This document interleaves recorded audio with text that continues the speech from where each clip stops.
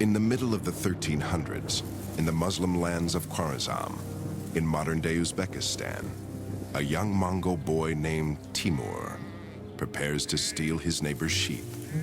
He is a clever and stealthy adversary to the shepherd, but this time, his luck will fail him.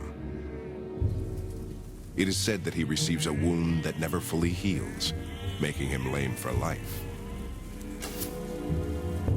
As he grows to power, he is called Timur the Lame, or Tamerlane in the West. It is a name that his enemies will come to dread. By the year 1360, Timur is an important emir, or leader, a master chess player, a skilled strategist. Though he is a Mongol, he cannot claim descent from Genghis Khan, so he creates an elaborate genealogy linking himself to the great leader. He even takes 2 wives descended from Genghis Khan to legitimize his claim. Samarkand was a garden city, and one of Timur's main construction activities was to provide irrigation canals that opened up whole suburbs with these wonderful gardens. Because Timur was a Muslim, he also constructed Muslim buildings, and he used a lot of the booty that he acquired when he conquered India to construct an absolutely enormous mosque. One of the attributes of Timur seems to have been his pride and his megalomania, we might say. And you see this in this mosque. It is colossal.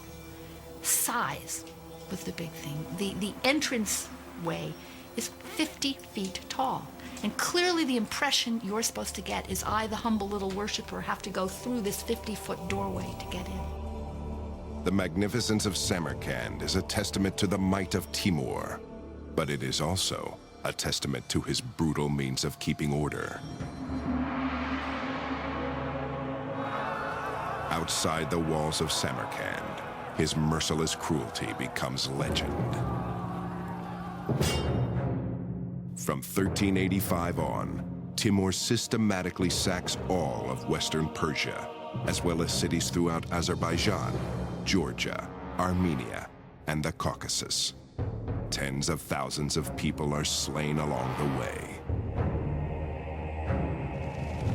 In 1398, Timur follows in the footsteps of the Greeks, leading an audacious expedition over the world's most notorious mountains, the Hindu Kush. He then lays waste to northern India. But the farther Timur extends his reach, the more difficult it is to control hostile populations. When the inhabitants of Delhi rebel against their new Mongol masters, Timur takes a page out of Genghis Khan's Book of Terror and writes a new and even more horrific chapter. The reports that he cut off the heads of his victims and piled them into huge heaps occur so often that one can't help wondering whether this is not accurate and not just mere rhetoric, but it wouldn't account for the numbers, 70,000, 80,000. I think we're talking about psychological warfare, which is something that the Mongols had introduced. It's one thing to go to war. It's quite another to use terror as a weapon of war. And this is what Timur did. The vaulted skyline of modern-day Istanbul bears testament to the one dynasty that stood in the way of Timur's dream of a Genghis-sized empire, the Ottoman Turks. In 1402, Timur's expanding lands reached the immovable borders of Ottoman Sultan Bayezid. Proud to the point of arrogance, neither leader can tolerate the other. Timur even goes so far as to suggest Bayezid's mother is of dubious birth, meaning she is a whore. Bayezid can stand no more.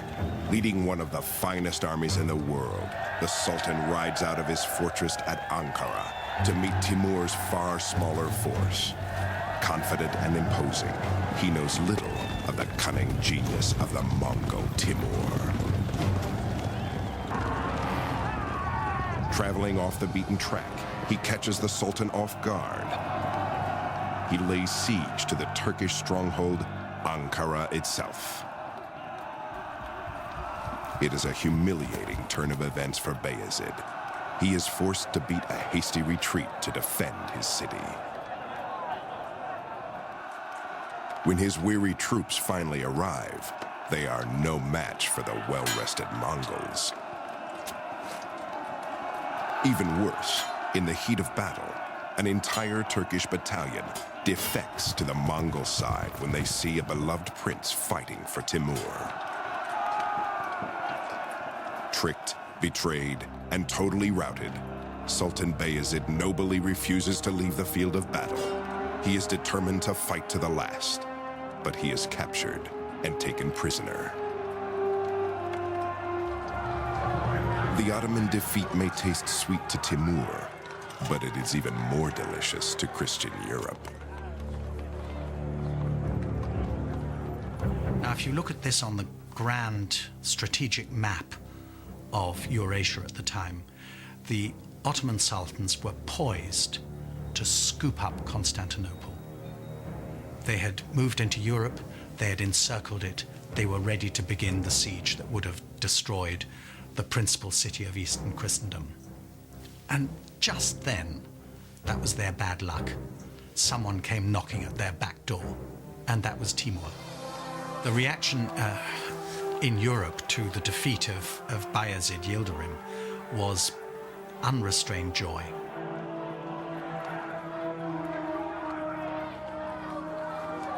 With the defeat of the Ottomans in 1402, Timur's empire nearly matches Genghis Khan's in size and scope. Predictably, it is not enough for the voracious conqueror. To secure his place in history, he must do his hero one better. And the only way to accomplish this is to take what Genghis could not: China.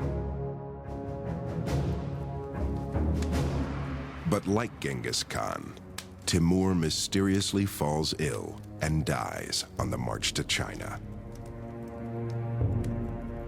In 1405, in Samarkand, he is laid to rest in a tomb as ornate as Genghis Khan's was simple. There's a curious story that as he lay dying, he said, "Do not disturb my grave, for if you do, a fate worse than me will fall upon you." And his grave was kept absolutely untouched until the 22nd of June 1941, when Soviet archaeologists opened the grave and found the skeleton of a tall man with a damaged hip. And on the 22nd of June 1941, Hitler launched his attack on Russia. And that was the signal for some 20 million Russians to perish in the following 4 years. So you could say that he had a long arm, and that long arm stretched right into the 20th century. Without the force of Timur's personality and leadership, his heirs are unable to hold the empire together. The Mongols begin to fade into history. Too small in number to rule their vast empire, they become assimilated into the cultures they conquer.